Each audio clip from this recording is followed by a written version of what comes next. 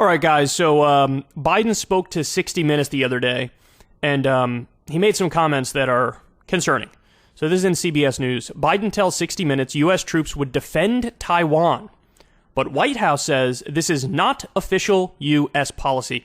Look, I don't know why he's saying this, because, and I think it's been impressed upon him because I think he made this mistake previously. Staffers around him had to come out and say behind closed doors, "Hey, dude, stop saying that. That is not what our policy is. The official U.S. policy towards China in regards to Taiwan is what's called strategic ambiguity, which is like, hey, are we going to defend them? I don't know. Maybe we will, maybe we won't, but they are our ally. They are now more of a democracy, and who knows, but don't risk it, kind of, is like the official U.S. policy towards Taiwan. And I think there's a wisdom in that. I do think there's a wisdom in that. And I'm going to get to why that is in a little bit here, because I want to give you some specific numbers in terms of just how intertwined our economy is with the Chinese economy. But let's go through some of the specific comments. Last Thursday, the same day, 60 Minutes spoke to President Joe Biden. Vladimir Putin met with China's leader Xi Jinping. There's concern that Russia's war in Ukraine could inspire China to attack the island of Taiwan. By the way, I think that's a legitimate concern. U.S. policy since 1979 has been to recognize Taiwan as part of China, but remain silent on whether the U.S. military would defend the democratic government there. 60 Minutes correspondent Scott Pelley asked Mr. Biden about that. What should Chinese President Xi know about your commitment to Taiwan? Pelley asked the president. Quote, "We agree with what we signed on to a long time ago," the president said, and that there's one China policy and Taiwan makes their own judgments about their independence. We are not moving. We're not encouraging their being independent. We're not. That's their decision. Okay, so this is a little bit confused, I would say. He is acknowledging that we signed on to the one China policy. That is accurate. In other words, China claims Taiwan as part of China.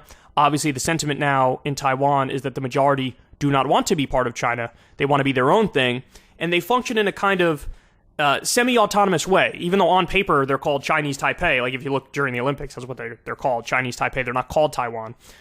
They kind of function in a semi-autonomous way. And so you have this weird middle ground that they're in now.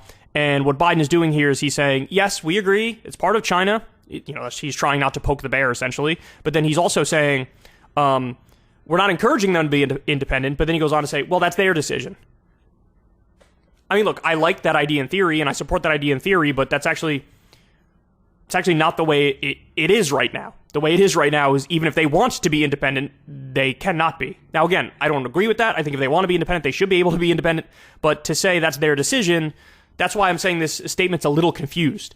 Because he's like, we agree it's a one China policy, but it's also their decision. Well, if it is their decision, they already want to be independent, so they would be independent, but they're not independent. So that last part is a little bit of a contradiction from the first part of the statement. Okay. But would U.S. forces defend the island, Pelley asked. Quote, yes, if in fact there was an unprecedented attack, Mr. Biden said. So unlike Ukraine, to be clear, sir, Pelley said, U.S. men and women would defend Taiwan in the event of a Chinese invasion. Quote, yes, the president said. Okay, again, this is not strategic ambiguity. This is going back on official U.S. policy. Now, some people might hear this and say, I agree with that. Okay, but that's not U.S. policy. And so that's why right after, and they go on to say here, after the interview, a White House official said U.S. policy on Taiwan has not changed. Officially, the U.S. maintains strategic ambiguity on whether American forces would defend Taiwan, but the Taiwan Relations Act obligates the U.S. to help equip Taiwan to defend itself. So he's saying we're going to go above and beyond just equipping Taiwan to defend itself. We're going to flat out defend them with our military. They continue here. That's what happened earlier this month when the State Department announced a $1.1 billion sale of military equipment to the island democracy. Quote, this package was in the works for some time precisely because we expected it would be needed as China increased its pressure on Taiwan. State Department spokesperson Vedant Patel said about the sale in a September 6th press briefing, quote, we have and we will continue to be responsible, steady, and resolute and keep our lines of communication open with Beijing, but also continue to support Taiwan in ways that are consistent with our policy. In a series of tweets, Chinese embassy spokesperson Lu Pengyu said the deal sends wrong signals to Taiwan independent separatist forces and severely jeopardizes China-U.S. relations and peace and stability across the Taiwan Strait. China is firmly opposed to this. Okay, so look, with what Russia is doing in Ukraine and basically saying, yeah, we kind of think that's ours, so we're going to take it. Because it used to be ours during the Soviet Union days. Vladimir Putin brought up his list of historical grievances against Ukraine when he announced the invasion, or as he calls it, the special military operation. I think the U.S. looked at this and accurately said, oh shit, this is a game changer in a sense. And so that does make it more likely that China's watching this like a hawk, watching how the U.S. is reacting to the Russia-Ukraine situation like a hawk. And then they're, based off that, they're determining what would happen if they were to take back Taiwan.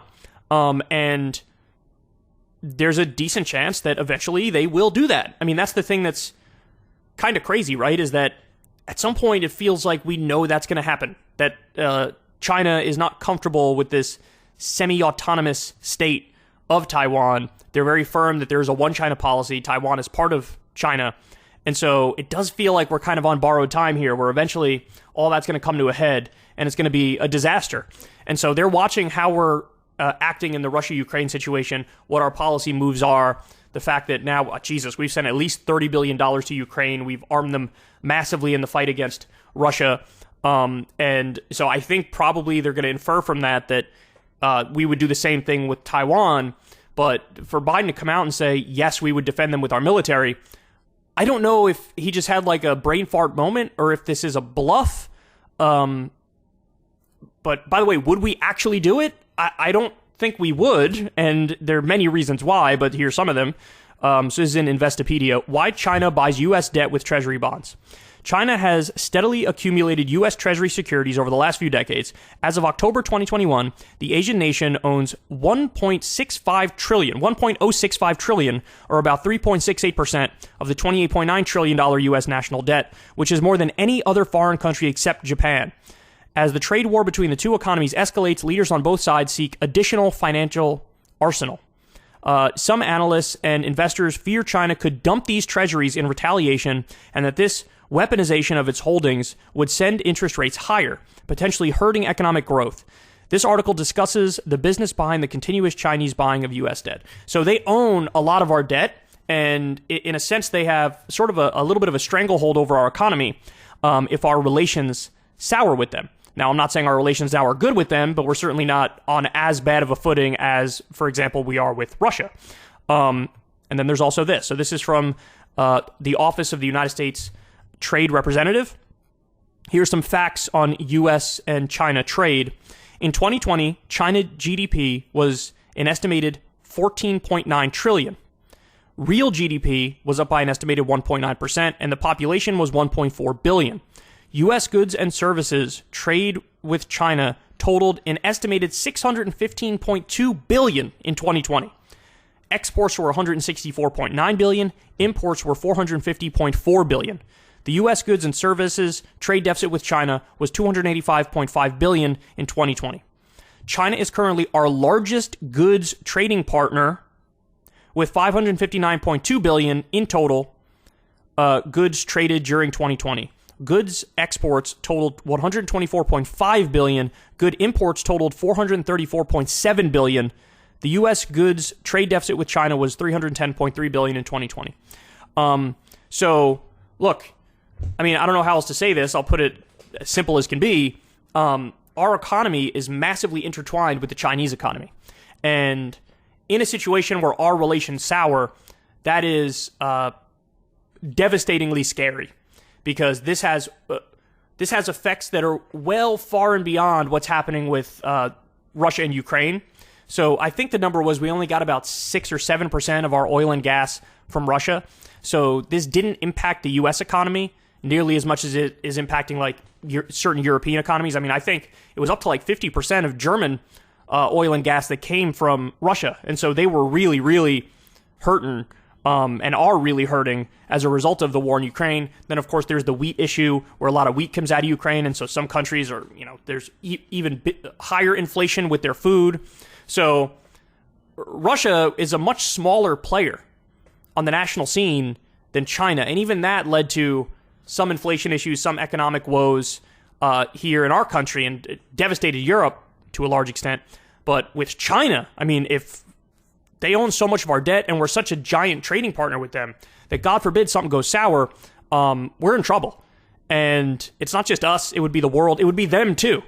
You would see, if you think the Russia-Ukraine situation is bad, this would be quadruple what that is. And look, ultimately, I think the main point to make here at the end of it is like, for the love of God, China, don't invade Taiwan. Like, I get that we're on shaky ground right now with this weird semi-autonomous situation, but the path of least resistance is to just continue the semi-autonomous relationship moving forward, and we could all still pretend like, oh yeah, it's part of China, whatever, but for the love of God, just don't invade, don't do this stuff at the barrel of a gun, don't force people to do what they don't want to do. And to Joe Biden, I mean, look, I hope it's just a bluff, right? I hope he's just saying this as a bluff and maybe the bluff works, but it also has the potential to have the opposite effect, which is sort of spur them into saying fuck you and then make it more likely that they take over Taiwan. But honestly, I don't think any of that really matters in the final summation. I think if they're going to do it, they're going to do it, regardless of what the U.S. says. But the idea that we would send American men and women to fight and die for Taiwan is kind of scary, because it's the nuclear age, man, and war is fundamentally different. We're not talking about like the years 1907, and if there's some sort of war between U.S. or China, scuffle between U.S. and China, that it could stay at a certain level, things could spiral out of control so fast. So really, the main thing is, and I think this is the case also with Russia and Ukraine too, is that, man, we really need to steer more towards diplomacy and negotiations and finding reasonable peace deals, and averting a worst-case scenario. Now, unfortunately, I just don't think the U.S. is in a position anymore to be this sort of moral arbiter where we can lead negotiations, because we're biased in our own respect and we violate international law and human rights willy-nilly whenever it suits our purposes. I mean, it's so easy for China and Russia to just point at the Iraq war and say, oh, really? You guys are going to lecture us? And I hate that. I think we never should have went into Iraq. I think we never should have went into Afghanistan. I wish we had some moral authority and credibility on the international scene so that when stuff like this happens, we can be a genuine, arbiter of peace. We could play the job of referee and work out peace deals and agreements and not have a world that's spiraling out of control. But unfortunately, that's where we are right now. It feels like the world is spiraling out of control. Again, I don't know if he's bluffing. I don't know if it was a brain fart, but it's a terrifying thought. Yeah, I don't even, like, just entertaining the thought that the U.S. and China could go to war is like, whew, man. I'll meet all you guys in the Bahamas or some shit, because it might be time to dipski if that shit happens. That could be game, set, match on the whole fucking planet. And I wish that, I mean, that's not hyperbole. I wish it was, but it's not hyperbole, so. For the love of God, China, don't invade Taiwan. Russia, get the fuck out of Ukraine. Let's work out some peace agreements, some peace deals. And U.S., please don't escalate.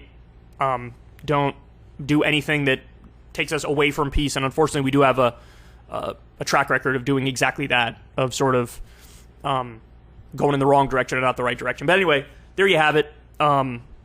I think it's telling that the White House came out after the fact and was like, no. Because again, to say, yeah, we're gonna go to war with China over Taiwan is not strategic ambiguity. That is like the exact opposite. That is certitude. But again, I don't know how planned it was on Biden's part. Was he planning a bluff, or was it just, Biden being Biden and he needed a new dose of Adderall to keep going? I don't know. Hey y'all, do me a favor and like and subscribe. It helps out big time in the algorithm. Click the bell as well for notifications when videos drop, and watch that video on screen right now. You know you want to.